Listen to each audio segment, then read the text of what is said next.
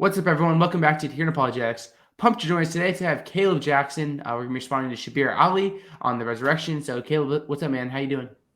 Yeah, thanks for having me again, Zach. It's nice to be back and to be on here. I think last time we were talking about miracles, and so today, kind of talking something along those lines, but it'll be about the resurrection. So I'm looking forward to it. Exactly. So we're going to be doing the full debate will be in the description of this video, but we're going to be looking at Shabir Ally. He had a debate with Tony Costa on Did Jesus Rise from the Dead, and we're going to be looking at Shabir's opening. So, Caleb, anything you want to say before we get into this first clip? Not really to go into. I will say, just as kind of something I thought was interesting. I actually have talked to Tony Costa before. I think it's Costa before. He was. I was trying to get a paper published in a New Testament journal on. So it was a paper about the Gospel of Matthew's passion and resurrection narrative, and he actually looked over it for me. It ended up not getting published, but still, it was. I had reached out to him and he'd given me some good advice. So a little bit of a connection. But he's a very smart guy. So yeah, it was nice to see him do this debate. Yeah, it's a good debate. All right, here we go. We're going to start and dive right into this. So, ladies and gentlemen, brothers and sisters in faith, I thank you all for giving me this opportunity to speak before you all. I thank Tony for sharing this platform with me. I thank Marlon for inviting me to this platform. I praise our creator and fashioner, the creator of the heavens and the earth, and I ask him to send peace and blessings upon all of his prophets, his messengers, and all of the righteous people of all time. I ask him to bless you all from around the globe who are joining us here this evening. It is evening in Toronto. Perhaps it's morning for some of you. May God bless you all. And I see this as a great opportunity for Muslims and Christians to get a better understanding of each other. Muslims and Christians have a lot in common, and our debate should not cause us to lose sight of that important fact. Both Muslims and Christians actually believe in Jesus. And when we speak about how the career of Jesus ended on the earth some 2,000 years ago, actually for both Muslims and Christians, the point of it all, the point of our view is the point of our point of view is that we want to show that Jesus is vindicated by God. His enemies thought that they had him down, but God raised him. So the Quran says in Surah 4, verse number 158, Bal rafa'ahu Allahu ilay, but God raised him to himself. Kana Allahu azizan hakima, and God is mighty wise. So in the Christian story, Jesus resurrects from the grave, and that's the way in which God declares that he is the Son of God, according to Paul in Romans. In the Quran, this is how God vindicates Jesus, by raising him into heaven. So in the Quran, Jesus is said to be min al-muqarrabin, one of those who are closest to God. Now, okay, so anything you want to say here, Caleb, with regards to like Shabir's like preliminary thoughts before we get into like the deeper stuff?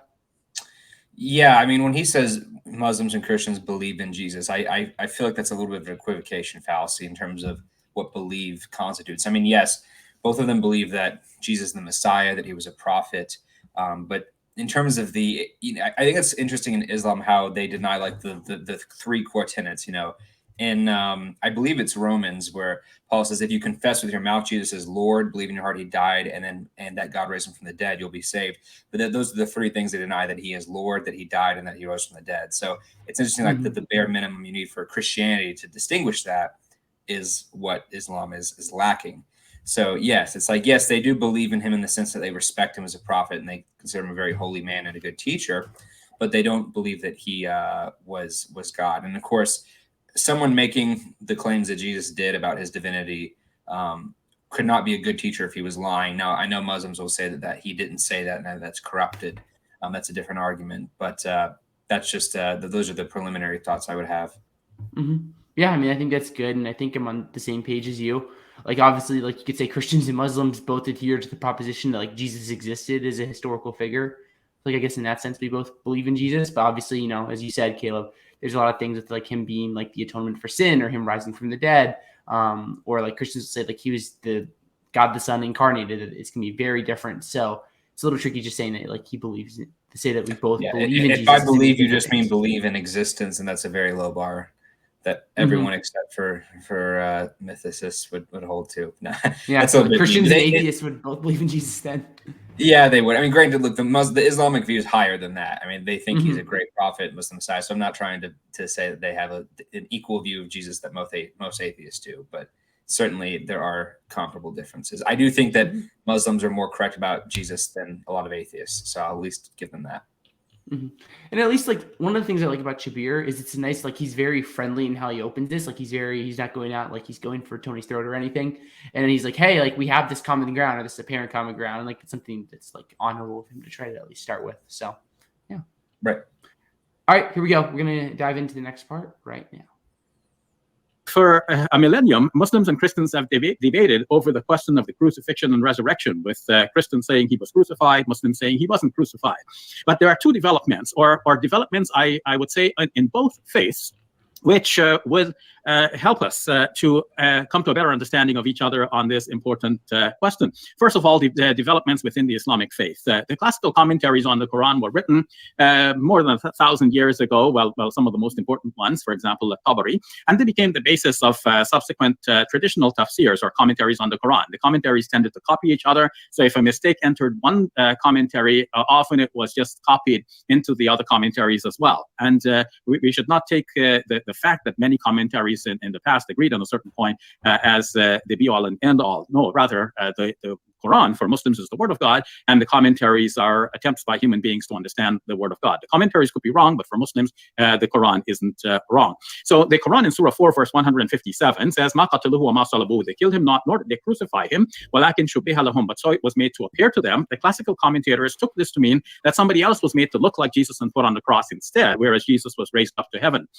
Modern interpreters of the Quran, like myself, we feel that it is not necessary to posit that somebody else was made to look like Jesus and put on the cross. This invokes you can say an awesome miracle. And when we interpret the Quran, it's not necessary to invoke such awesome miracles. If a simpler explanation, this is called parsimony in the field of interpretation.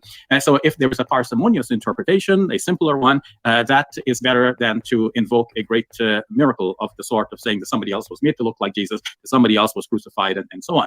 So what we find more to the point is that it is possible that Jesus was, though put on the cross, not actually killed on the cross, whereas his enemies thought that they had him dead. Now, the word crucifixion can have two meanings. Meaning one, merely hanging on the cross. Meaning two, being killed by the act of hanging the person on the cross. And the Quran seems to be denying the second of the two possibilities here, meaning that even if they hung him on the cross, he did not die thereby. Now, so lots of things here, Caleb. Where do you want to take this? Okay, yeah, so there's a lot. So I think that he's right in saying that when you look at historical commentaries on the verse, most of the time commentators said, yes, Jesus was not in fact on the cross at all. It only appeared that way. And so Shabir is taking a very modern interpretation. And I can't help but think that's because he knows that seems like a very ad hoc statement. And so he's trying to get around the more seemingly implausible idea that Jesus was switched or something.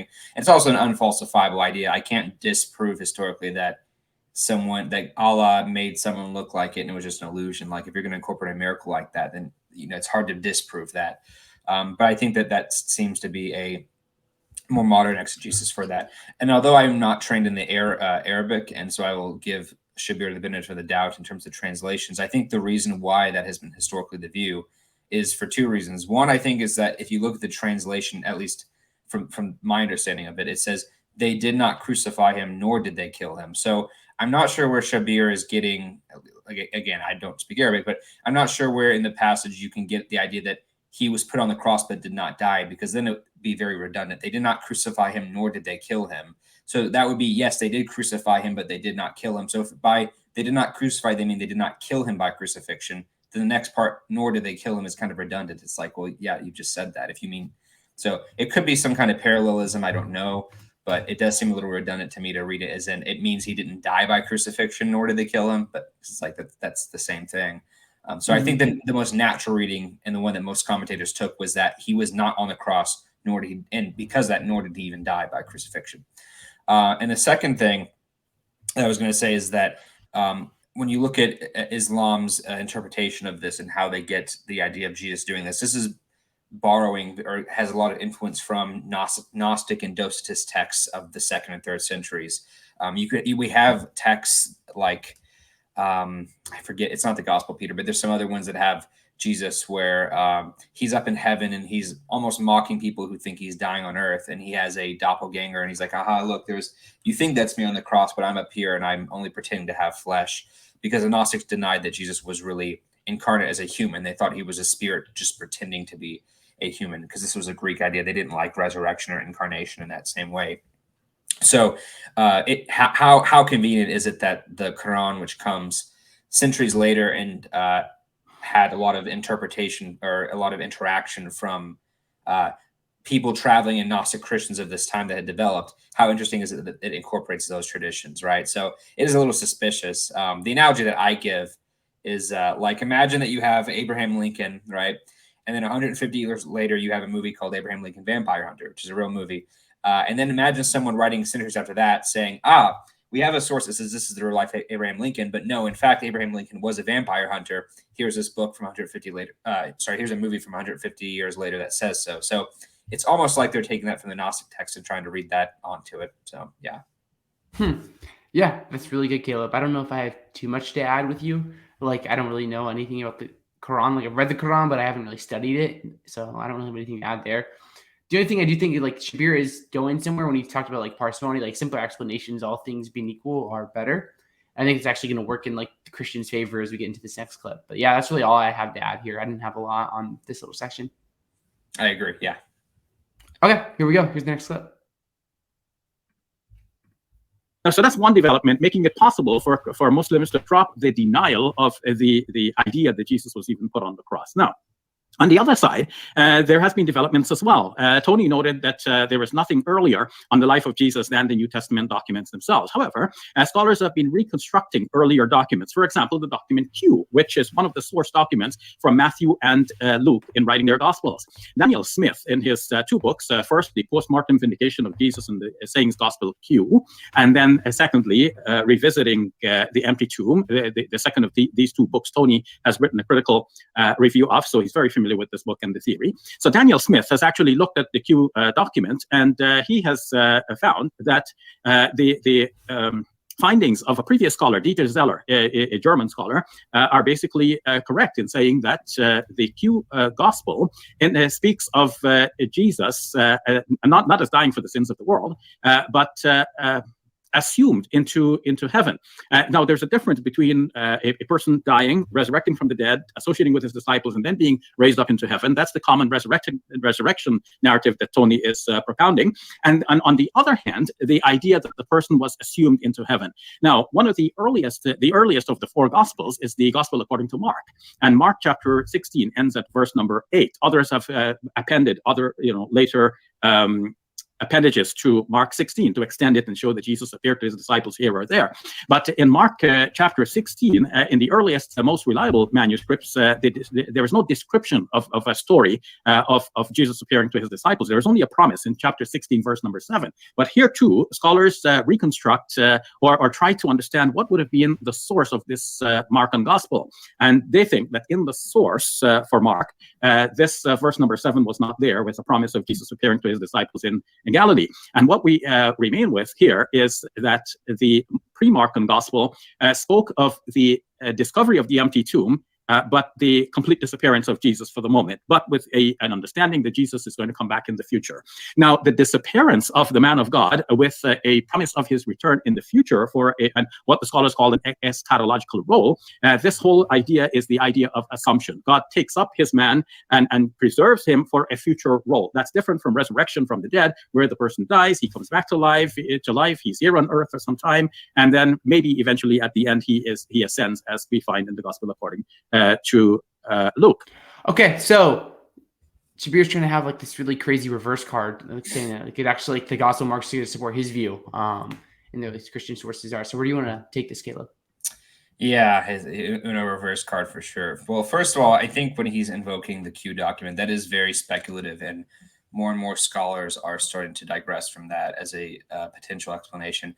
Now, I actually do lean towards there probably being some kind of Q source. Maybe it's the Proto-Matthean source that Papias implies. I don't know. But there are quite a number of growing scholars who are skeptical of it. But even if we grant Q, for the sake of argument, that's found in between Matthew and Luke and parts of and Mark and the earlier versions of that, I don't think that gets you where you really need to be. In terms of he's citing the empty tomb tradition in Mark, and although I do think that is a pretty primitive tradition for various reasons that I don't have time to get into now, I think we look at Paul and the creeds and the language invoked in Paul. Now, Paul does talk about Jesus being assumed into heaven, I believe, in Philippians and some other places. So it is true that they did think that he was assumed into heaven, but they also said that he was, in fact, resurrected. And this is probably some of our earliest creeds and sources that we have. Paul says anastasis, and he's trying to talk with the pagans, explain this idea that they have a general resurrection, because the pagans didn't believe that there would be a general resurrection at the end of time. And he's talking to the Corinthians in 1 Corinthians 15. They did have individuals who were sometimes raised and assumed into heaven who were returned in a bodily form, but they didn't have this as a corporate event for most people. And they understood full well what assumption was. Shabir is right that assumption and resurrection were two different things. Now it gets tricky because you can have post-mortem assumption where people could be taken up after they're dead. This might be implied with in the parable of the rich man and Lazarus, when it says angels took Lazarus up to heaven and he wasn't buried. That could imply that he was assumed into heaven after his death. There's a Jewish text called the Testament of Job that probably dates to roughly around the same time of Jesus, that has Job's kids are crushed by a building, and as he's digging out, the bodies are gone, and he looks up in heaven and they're in glory. And so, yes, there are post-mortem assumptions in Judaism. I think Josephus and Philo mention how Moses actually was taken up into heaven and how he only wrote that he died so people would worship him as a god. And of course, they thought that for Elijah and Enoch as well. So yeah, there are cases of people being taken to heaven in both Judaism and paganism, but this was distinguished from resurrection in the general sense. And we see what Paul's talking about in his epistles, which are very early. We do in fact see this idea of bodily resurrection. And so Shabir just wants to say, well, the Mark narrative we have is only about assumption. But if you take that and you take Jesus' words elsewhere, he says I believe 2 or 3 times in Mark, he says, you will see me rise from the dead afterwards. So he's predicting this. And so I feel like you really have to cherry pick your sources and really add on embellishments where needed in order to make the case. And it seems to me strange that he's going to invoke they came to believe in bodily assumption without explaining how they got from that to then resurrection, because these were two different things. So yes, our earlier sources do in fact imply resurrection with the language Paul is using there. And I think for other reasons that we'll get into that Shabir will bring up here, he should not just dismiss the records of Jesus appearing afterwards as merely legendary. So that's what I would say to that. Yeah, I mean, Mark 8:31 says, Jesus says it says in Mark 8:31, and he referring to Jesus began to teach them that the Son of Man must suffer many things and be rejected by the elders and the chief priests and the scribes, and he will be rejected by the elders and the chief priests and the scribes and be killed, and after 3 days rise again. It's like there it is in the Gospel of Mark, seeming to imply like a physical Jesus being killed and then him physically rising from the dead, not like a mere ascension into heaven or something. So yeah, that's good.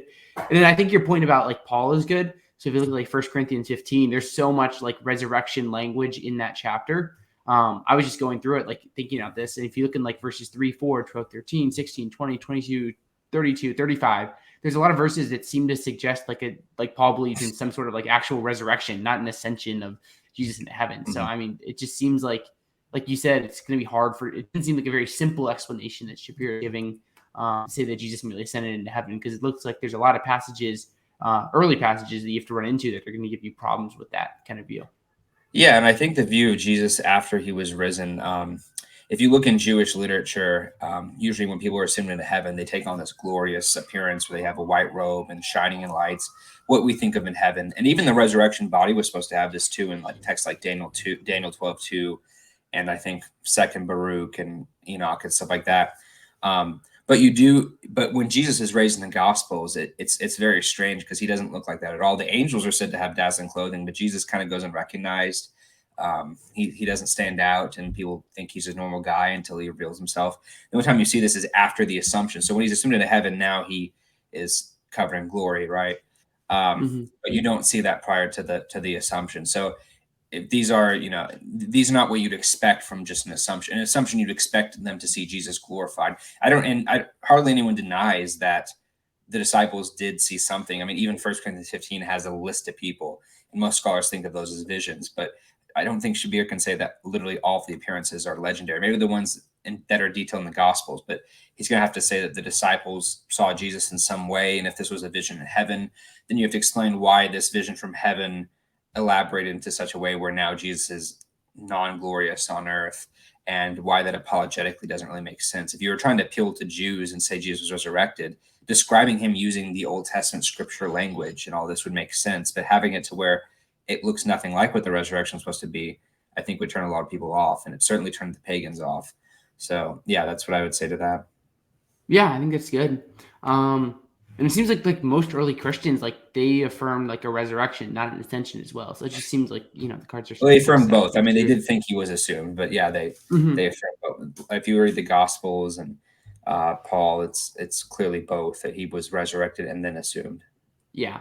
But interestingly, you read like the Gospel of Peter, he's assumed at the same time he's resurrected. So he's taken up into heaven out of the grave, and then he comes back down and appears to people, and it's very elaborate and extraordinary. But yeah, it's just interesting to me that later Gnostics were trying to combine the two together, whereas they seem to be a separate event in the Gospels.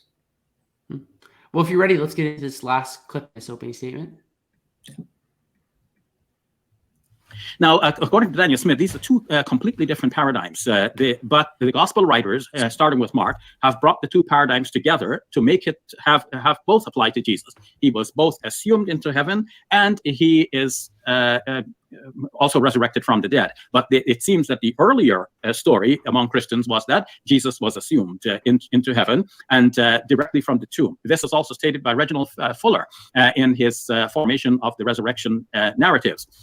So we find scholars are reconstructing the documents that way. And when we look at these reconstructions, we find that there is good hope for Muslims and Christians in their dialogues, in that Muslims no longer need to deny that Jesus was put on the cross, but Muslims can say, it looks like though one of the early Christian beliefs about Jesus being assumed into heaven from the tomb, that may have been what the Quran is referring to. And we can see that there is a confluence of ideas here.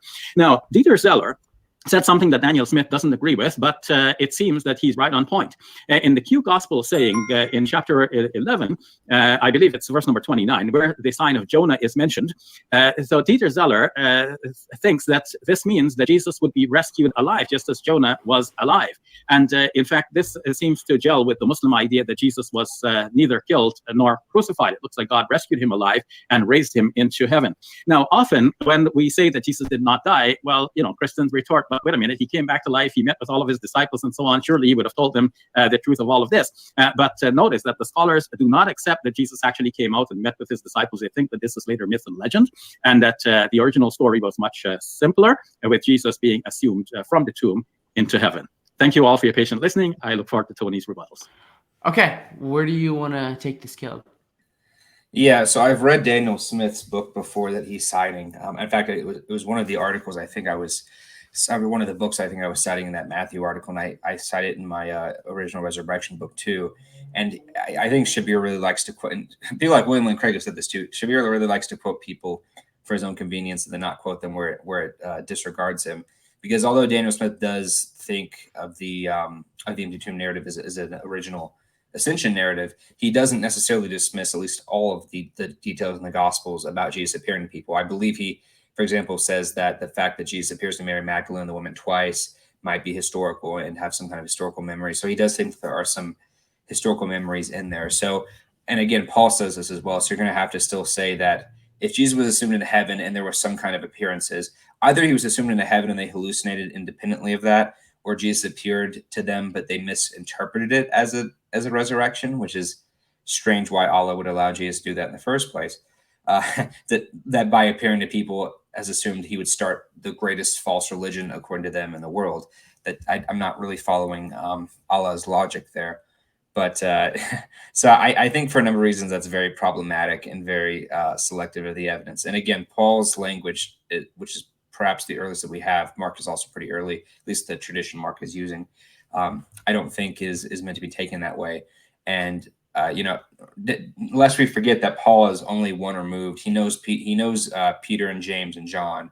He's only one person removed from the witnesses. So it's not as if this is like something that developed, and by the time he gets to Paul, it's like resurrection. Like, no, I mean, Paul knows the firsthand witnesses, so it's not like has to be to hypothesize this very elaborate change over decades in that sense. So yeah, I don't really see that as plausible. And as I argued in the previous section, I think there are details in the Gospels that preclude them from just being written off as legend. I think he spent far too short of a time to discuss that in terms of, well, they think those are legendary and we don't have to address that.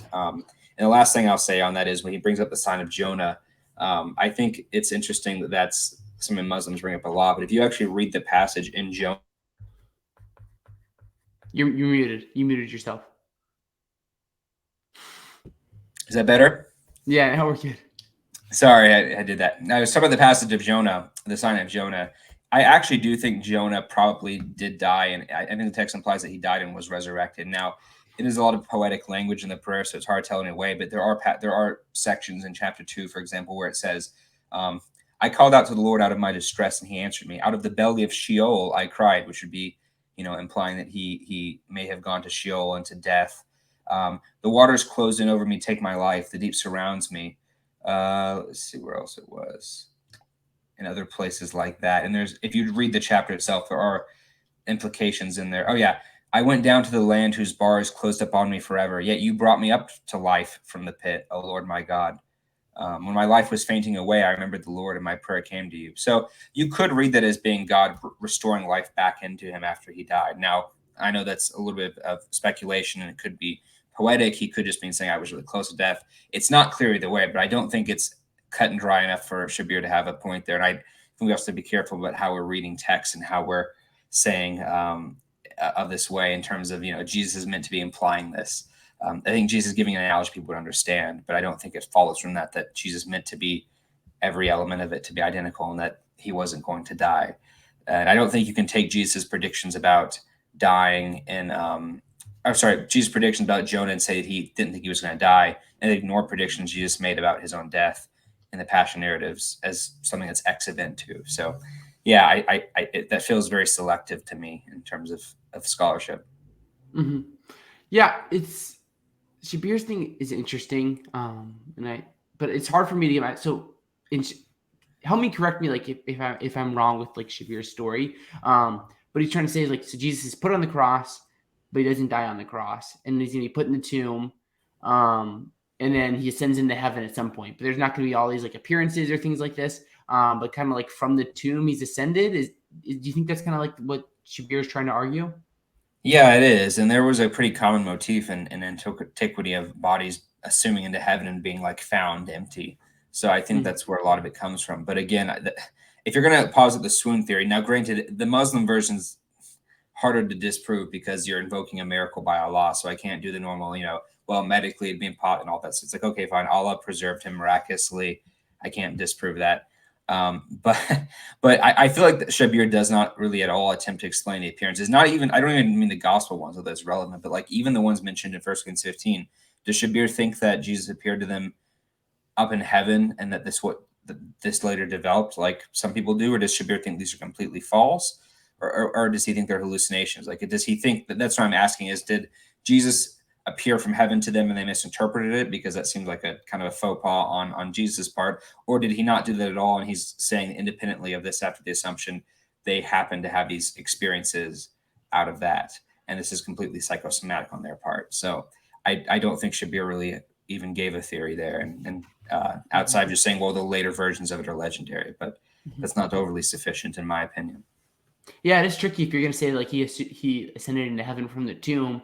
You're going to have to try to explain those. I mean, I guess you could say something like when the disciples came and found the empty tomb, they just said Jesus rose from the dead.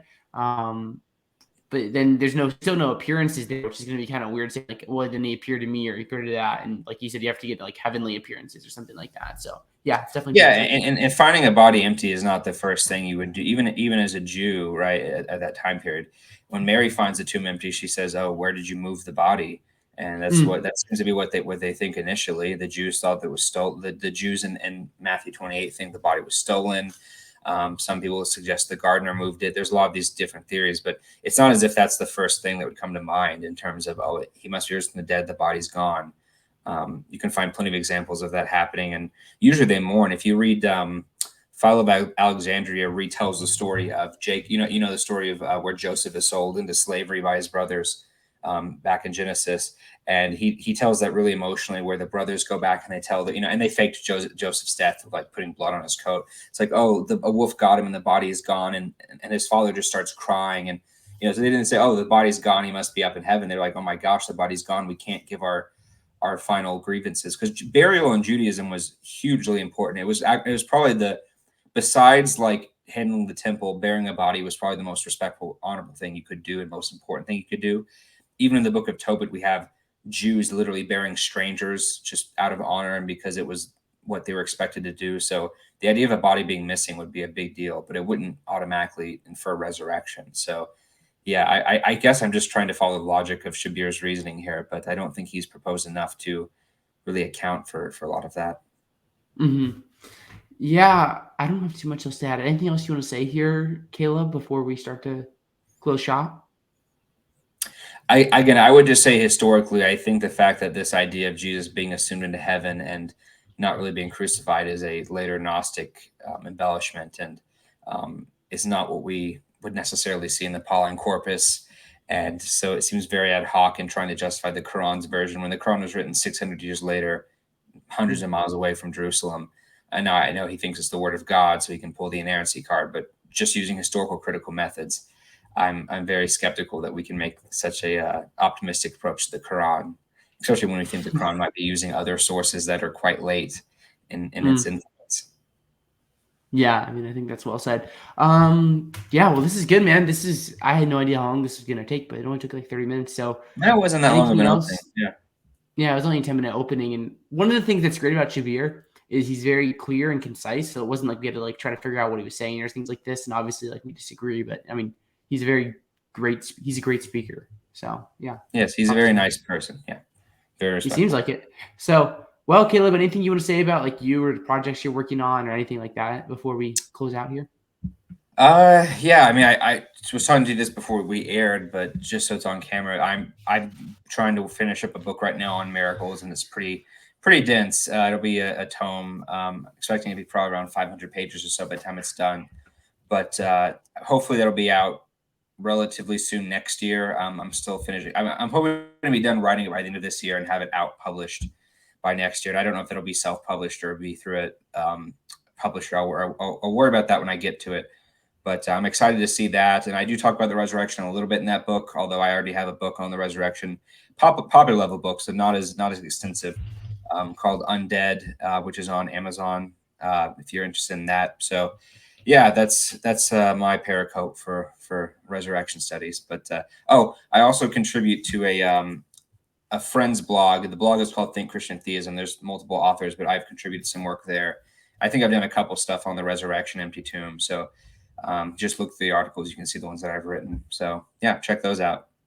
Yeah, right on. Well, thank you so much for coming on, Caleb. I'll leave a link to one of your books in the description because I thought that's probably the best way for people to kind of pursue your work even more. So you can check out Caleb there, the link down below. And yeah, if you enjoyed this content, I encourage you to subscribe, leave a like, all that fun stuff.